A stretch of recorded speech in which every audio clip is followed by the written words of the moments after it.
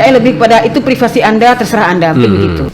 Ya sekitar 750.000 1 tahun. Saya selalu berdoa, ya Allah, cuaca ini milikmu, Eropa ini milikmu, badanku ini milikmu.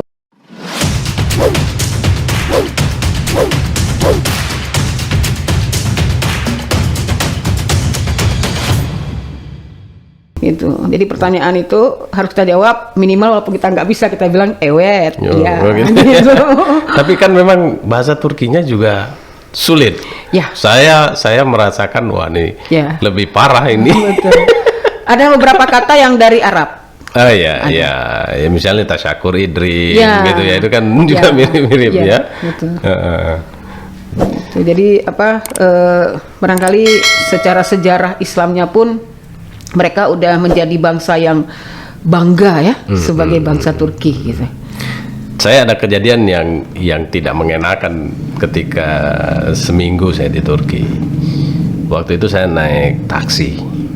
Ya, naik taksi. Terus teman sudah bilang, saya ceritanya begini.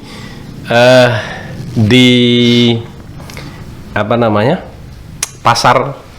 pasar yang di itu Edirne ya? Edirne ya. Di pasar itu. Eminönü. Pasar yang para turis-turis itu yang dekat pelabuhan. Ya, pasar Eminönü itu. Kita nunggu di halte. Terus ada anak yang datang, anak kecil bawa tulisan. Children of Syria. Gitu kan? Banyak sekali anak Syria. Dia buat begitu. Terus saya ini karena waktu itu memang sedang baru ini kan masih sangat 2016 itu kan masih sangat ini ya riskan gitu, masih sangat luar biasa ininya.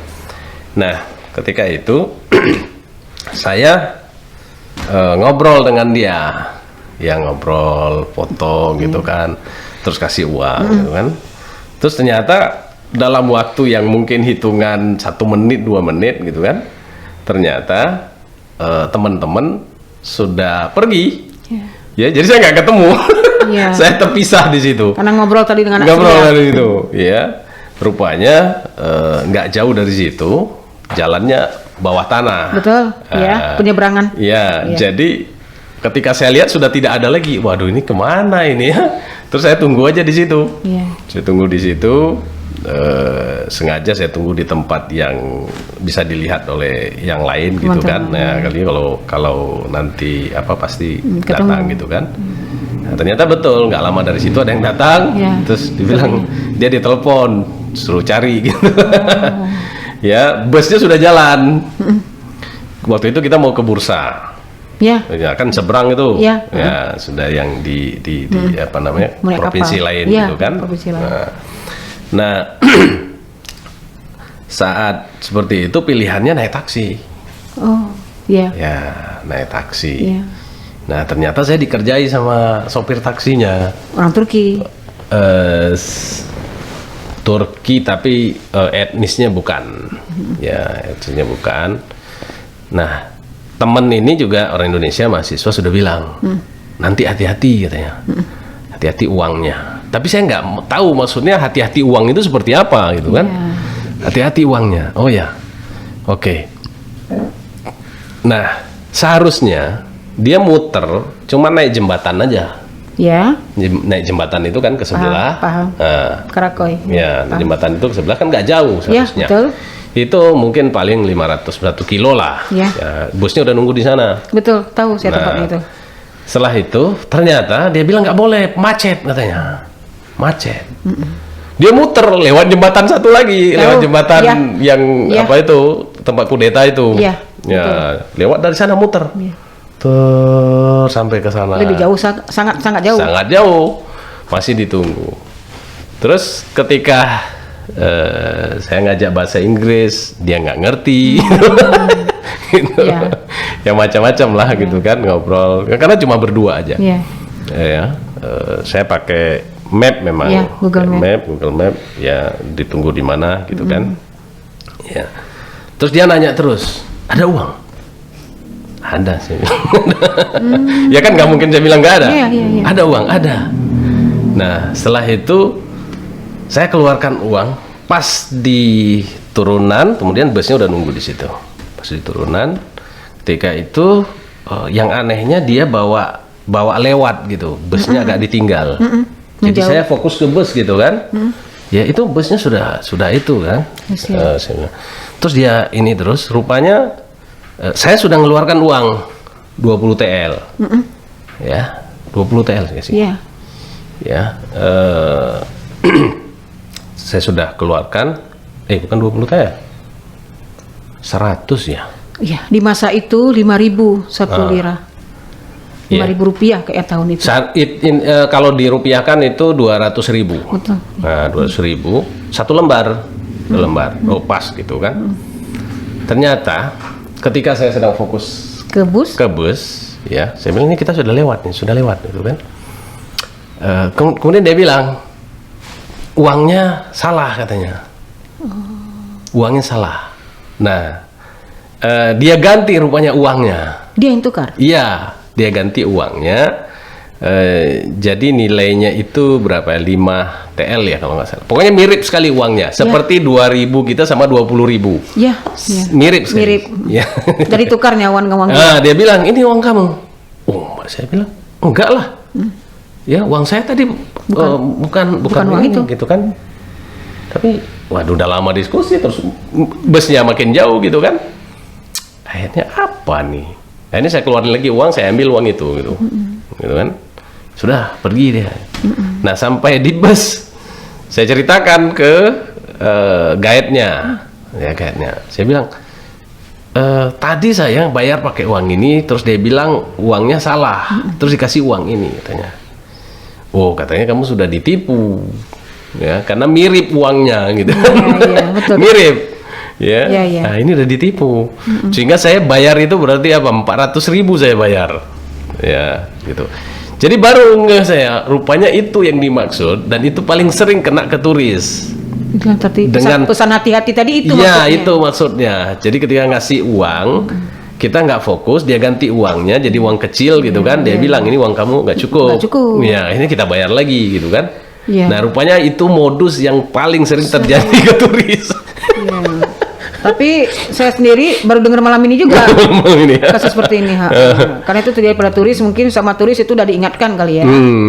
Jadi itu karena naik. Tapi kalau dijauhkan ngantarnya itu pernah kita dengar. Seharusnya lebih dekat, dia muter, itu pernah kita dengar. Itu kan biasa ya kasus modus-modus taksi. Nanti kita perlu hati-hati ditukar uang itu ya. Terutama kan turis itu belum terlalu ngeh membedakan uang. Iya.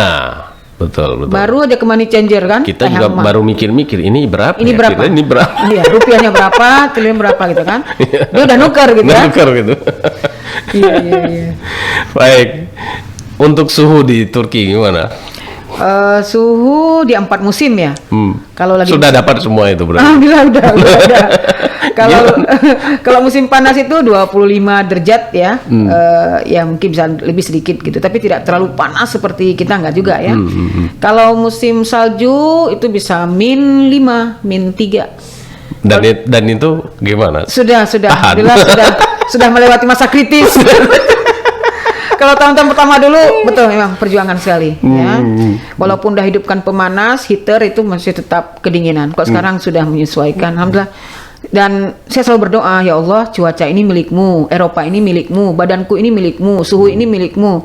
Ya Allah, sesuaikanlah badanku ini dengan alam yang kau ciptakan di Eropa ini. Jadi itu terus didoa-doain. Tapi lama-lama mungkin badan ini berusaha untuk menyesuaikan dengan lingkungan gitu. Jadi sekarang sudah, alhamdulillah sudah melewati lah. Jadi waktu pertama kena salju, musim salju itu susah nafas. Ya, susah nafas itu. Dinginnya itu susah, nggak bisa. Aduh, susah pokoknya. Tapi kayaknya pertama kali surprise lah ya. Iya. Salju gitu ya. Salju gitu kan. Begitu salju turun, buka jendela gitu, lihat salju gitu kan. Setelah 3 hari ternyata lebih indah di Subuh Salam ya. Iya. Pengen pulang aja gitu. Pulang aja. Dulu pernah tuh ada pengen gitu, kalau udah musim salju pulanglah gitu. Nah, sekarang alhamdulillah udah mulai adaptasi ya. Dan itu luar biasa ya, karena jari-jari kita aja sakit gitu kan, apalagi yang lain gitu kan. Iya. Antisipasinya ya harus pakai sarung tangan biar nggak sakit. Kalau kita biarkan terbuka itu betul. Itu seperti kebas ya, ujung-ujung tangan. Tapi kalau kita pakai sarung tangan, insya Allah. Memang di sana enaknya kalau ada musim salju, ya hampir semua wanita menutup diri rapat, sangat Islami.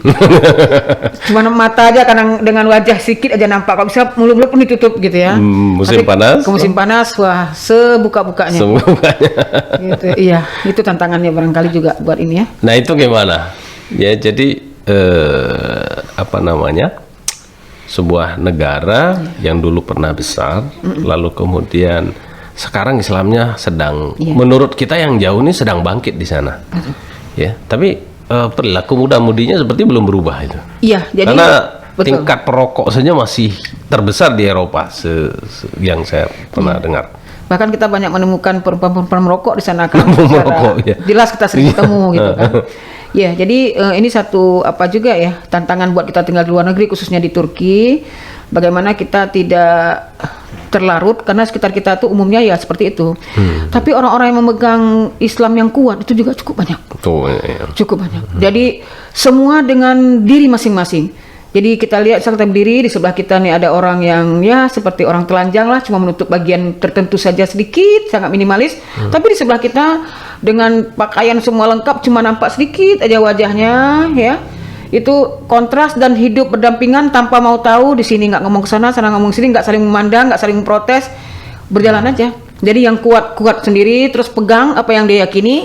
Itu cuek, kan? Cuek, atau apa namanya? Ini kan kalau di tempat kita kan tentu cuek gitu ya, nggak mau ngurus atau nggak mau negur gitu, nggak mau gitu. Itu gimana? Ini cuek, ya, nggak open, atau justru menerima gitu keadaan itu, atau memang pilihannya seperti apa sebetulnya mereka? Kalau kita perhatikan memang di sana emang yang pertama kan karena nggak kepo, nggak mau tahu orang lain, ya udah itu terserah kamu. Tapi bukan berarti mereka nggak peduli kan? Bukan. Kalau kita perhatikan beberapa akun Instagram dakwah di sana, itu ibu-ibu di sana juga cukup kuat mengkampanyekan hijab.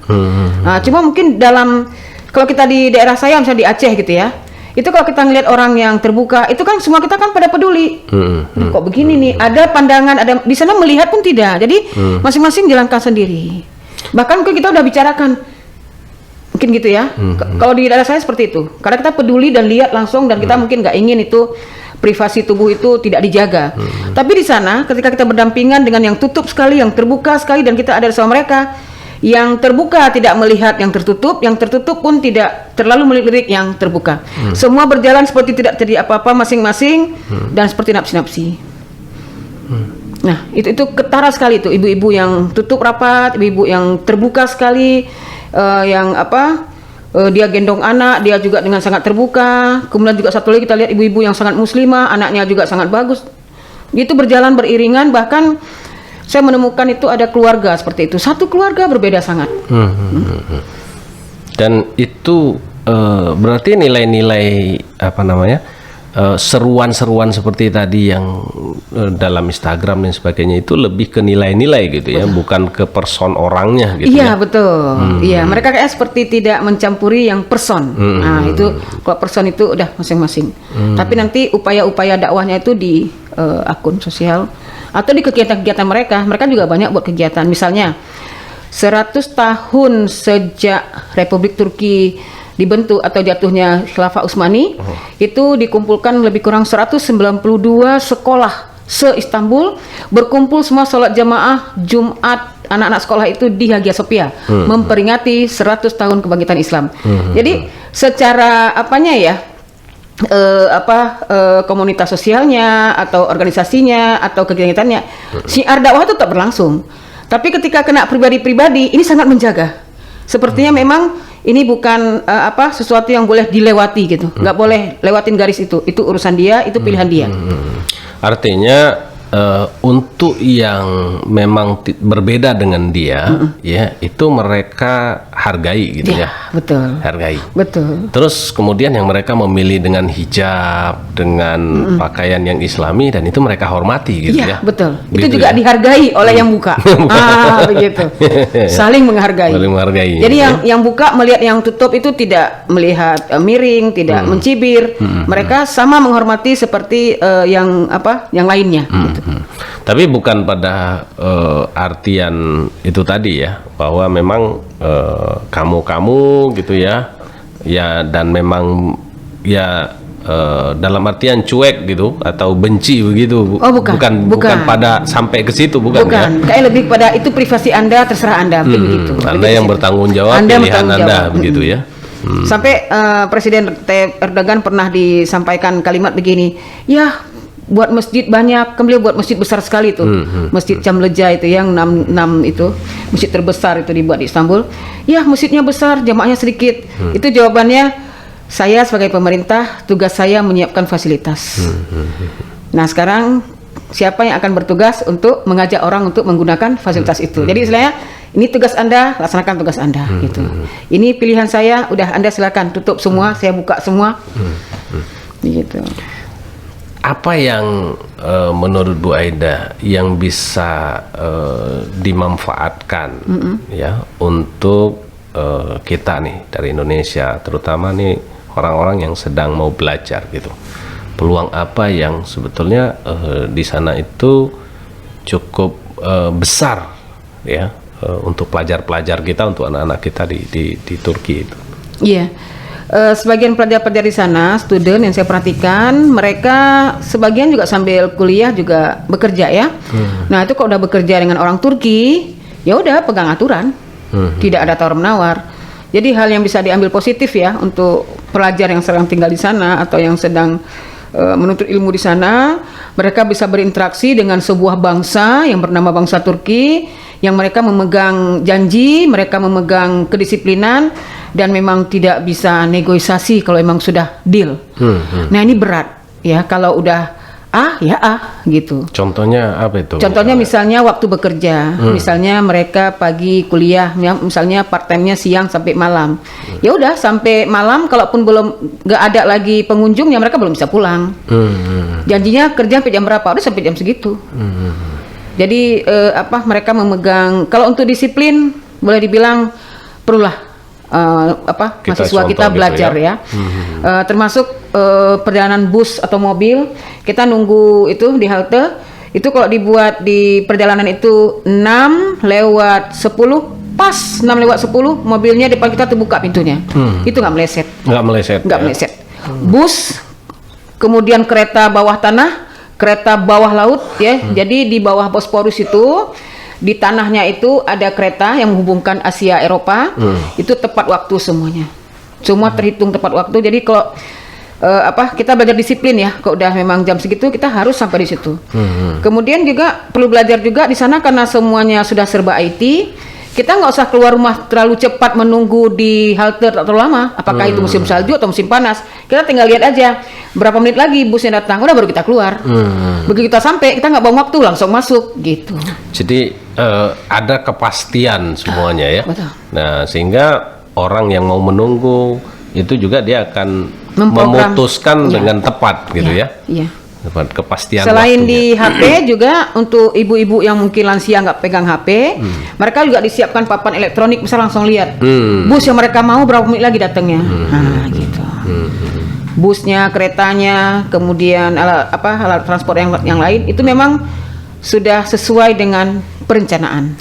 Baru-baru ini kan Turki kena resesi itu, ya. Terus nilai uangnya kalau dikonversi dengan kita kan sampai 60% ya.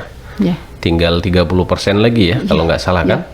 Kalau dulu misalnya 3.000 sekian ya, 3.000-an gitu. Kalau sekarang nilainya tinggal 1.000 kalau nggak salah ya. 850. Oh malah lebih lagi gitu. Turun lagi. Nah itu ketika terjadi seperti itu ya, sebagai mantan atau sebagai akuntan gitu kan, Iya. melihat ada nggak ini gejolak ekonomi di sana gitu, Iya. sehingga juga itu merubah pelayanan dengan alasan wah ini kita negara kita sedang apa tuh devaluasi gitu kan. Kalau pemasukannya dari rupiah, turunnya harga lira, mungkin nggak terlalu pusing lah. Kalau pendapatan kita kan dari rupiah nih. Iya, iya. Ya dulu 2.000, sekarang 8,5. Tapi kalau penghasilan kita dari lira, ke Indonesia. turun, nah itu baru kita pikir gitu kan. Karena harga uang kita itu dari lira tadi kan jadi turun 800 kan, Iya. dari 2.000, 3.000, bahkan dulu 5.000. Nah jadi di sana kondisinya ketika lira itu turun, harga barang pokok naik. Ya, inflasi gitu ya. Naik. Jadi pemerintah langsung menyiapkan beberapa subsidi, pembagian roti, pembagian bantuan untuk orang Turki, untuk masyarakat Turki. Jadi kalau buat orang Turkinya, mereka kayaknya kalau ini terjadi, ini mereka lakukan. Kalau ini terjadi, mereka lakukan. Mereka bisa punya antisipasi sendiri ya. Nah, kita buat orang Indonesia atau buat pendatang, ya tentu lihat lagi penghasilan kita dari lira pada rupiah. gitu. Jadi khususnya misalnya student yang menerima beasiswa lira, terasa sekali ketika lira turun. tinggal sepertiganya gitu ya. Ya. Mungkin terasa ke orang tua Indonesia, Bu, mungkin harus tambah lagi uang bulanan saya yang dulunya mungkin nggak perlu dikirim, sekarang harus dikirim karena beasiswanya nilainya sudah mulai turun. Pelayanan pemerintahnya berkurang nggak ya? Oh, tidak. Nggak berkurang. Tidak. Saya dengar gini, pemerintahnya itu andalannya 70% dari pariwisata, bukan dari alam, bukan dari, karena kan mereka nggak bisa eksplorasi hasil alamnya. Iya. Ya, akibat hukuman dari perang dunia gitu kan. Iya. Nah, itu gimana? Kan selama corona tuh pariwisatanya pasti habis gitu kan? Betul. Nah, itu kemudian bagaimana Bu Aida melihat di sana? Karena waktu lagi pandemi saya juga sering bolak-balik Indonesia Turki. Boleh dibilang dari semua bandara yang saya pernah lewati, yang paling ramai adalah bandara Istanbul. Artinya ketika corona sekalipun turis masih ada. Masih ada juga. Karena apa? Mereka punya kepastian standar operasional turis masuk ke situ. Itu aja ikutin, bisa masuk. Misalnya mereka mewajibkan masuk ke negara mereka dari negara asal mana itu harus dengan syarat misalnya PCR. Nah, ketika itu dilakukan oleh pengunjung walaupun sedang corona, silakan masuk asal Anda mematuhi aturan kami. Nah, kemudian misalnya mereka mewajibkan masker, mereka lihat aja walaupun turis tetap wajib masker seperti orang Turki juga. Ketika turis ini pulang 10 hari dari Turki ke negara masing-masing, wajib PCR semua di bandara mereka. Udah ikutin, kalau nggak bisa pulang. Jadi saya melihat, walaupun kondisi pandemi, mereka tetap punya turis, mungkin nggak sebanyak ketika tidak pandemi. Karena mereka punya standar operasional yang pasti, yang harus dilakukan oleh semua orang yang masuk negara itu. Begitu. Jadi memang pariwisata mereka masih ada pemasukan ketika sedang pandemi. Sedang pandemi. Iya. Jadi inti yang juga tetap menjadikan mereka sebagai negara besar gitu ya. Ya. Tapi saya melihat sisi lain karunia Islam sebagai khilafah Islam yang lebih kurang lebih 600 tahun di situ lamanya. Bahkan dalam beberapa kajian lebih lama khilafah Islam di Turki daripada di Arab Saudi ya. Itu peninggalan-peninggalan para syuhada, kalau saya sebutnya itu syahid ler, para syahid, para syuhada, para pejuang Islam ya, orang-orang yang memang mereka dengan tulus berjuang untuk Islam. Itu hari ini turun-temurun orang Turki merasakan fadilah mirabbik. Jadi mereka merasakan bagaimana perjuangan nenek moyang mereka lalu kepada Islam ya. Hari ini mereka tetap bisa eksis saat inflasi sekalipun. Nah, gitu. Jadi saya tetap melihat ada sisi keberkahan itu yang memang turun-temurun. Kalau kita lihat beberapa film yang menceritakan tentang khilafah Islami, itu memang doa-doa yang selalu diucapkan oleh para pendahulu mereka. Supaya keturunan kita tidak merasa malu, supaya keturunan kita punya harga diri, supaya keturunan kita bisa hidup sejahtera. Itu diucap-ucap terus oleh para pendahulu mereka. Dan sekarang kita lihat itu terjadi. Dalam kondisi Eropa sedang, ya kita bilang lah umumnya kan sekarang inflasinya mengalami. Dan memang masyarakatnya itu semakin Islami ya, artinya jumlah yang perbandingan jumlah yang sekuler Bahkan di sana juga memang ketika sekuler itu kan memang sekuler, kemudian juga ateis, ya, kemudian juga LGBT juga, ya kan. Tapi memang itu terjadi pengurangan ya. Dari yang sekuler misalnya itu juga terjadi pengeluaran, dan itu terlihat ya. Betul. Iya. Saya tetap melihat bahwa Turki hari ini masih menunjukkan imbas atau pengaruh keberkahan Khilafah Utsmaniyah. Ya. Itu bukan termasuk juga karena pemimpinnya tentu. Iya, beliau itu termasuk orang yang apabila datang pengungsi diterima. Ada negara yang sedang penduduknya datang ke situ ya dengan menerimalah untuk hidup di situ, cari kerja di situ, tapi ikuti aja peraturan Turki, gitulah istilahnya. Ikuti aja peraturan Turki, Anda silakan tinggal di sini, tidak diusir, tidak dimarginalkan, kalau berobat juga diterima. Ya. Itu gratis, berobat gratis. Cuma umumnya kan kita sudah punya resident card. Di resident card itu sudah ada asuransi, jadi sudah include di situ. Ya sekitar 750.000 1 tahun. 1 tahun. Oh gitu, ya seperti BPJS lah di sini gitu ya. Oh sudah satu, bayarnya sudah. Bukan setiap pelayanan berarti bukan, ya. Sigorta namanya. Sigorta. Iya. Bayar Sigorta. Kalau anak-anak lebih murah 450.000. Terus selama di sana sudah jalan kemana aja? Berapa provinsi ya? Ya ada beberapa kali roadshow ke beberapa daerah. Bursa sudah ya? Sudah. Saya lihat tahun kemarin ya. Bursa. Sakarya. Kemudian Karabuk, Kirklareri. Kemudian pernah ke Edirne juga. Kemudian ke Barten, Kastamonu. Kemudian ke Ankara. Ankara belum. Oh, belum. Wah, ini sebelum pulang harus ke sana ibu kotanya. Iya, sudah ada satu agenda juga di sana, tapi belum berangkat. Ke ini Selçuk yang fenomenal. Konya belum. Konya Selçuk yang itu. Iya belum. Itu di Konya. Naik balonnya belum juga berarti ya? Oh itu belum. Kapadokia belum. Ya udahlah, sama-sama kita aja. Ya, kami tunggu dari Cibulu lah datang ke sana, kita naik bareng aja ya. Karena satu balon itu 20 orang. 20 orang. Sayang kalau sendiri-sendiri naiknya ya. Karena lumayan mahal ya. Lumayan mahal. Sekali naiknya 1,5 juta. Ya, 1,5 juta. Satu orang. Ya ditunggulah insya Allah ke Turki. Ya, pertanyaan terakhir ini. Ya. Mau tinggal di sana atau mau balik? Rencana mau tinggal. Mau tinggal di sana terus. Ya, nah ini udah langsung spontan gitu kan. Ya, nampaknya ya tinggal menunggu restu menjadi. Iya.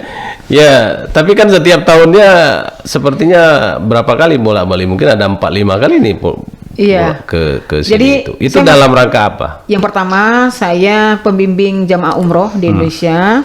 Jadi keberangkatan jamaah biasanya saya pulang untuk bimbingan manasik, persiapan keberangkatan. Kemudian selain itu saya juga punya tanggung jawab, punya sekolah ya di perbatasan Sumatera Utara dan Aceh yang sudah kami rintis sejak 23 tahun yang lalu, 20 tahun yang lalu, dan ini pun tetap masih menjadi tanggung jawab. Jadi tetap pulang. Jadi karena di sini ada tanggung jawab, sana tanggung jawab, dia terpaksalah pulang balik. Baik, terima kasih nih Bu Aida sudah meluangkan waktu di Rasman Podcast, dan mudah-mudahan di waktu yang lain nanti ketika pulang bisa kembali ya berbincang-bincang di sini. Ada banyak inspirasi dan informasi yang baru mungkin nanti. Yang jelas ya sukses terus buat Bu Aida dan keluarga. Salam buat ya Bang Muslim dan anak-anak di sana. Terima kasih nih ya atas waktunya. Saya kira ini podcast yang terlama ini dari waktu. Sangat berbahagia bisa berbagi di sini, insyaallah. Baik, terima kasih dan semoga ini bisa menginspirasi Anda semuanya. Assalamualaikum warahmatullahi wabarakatuh.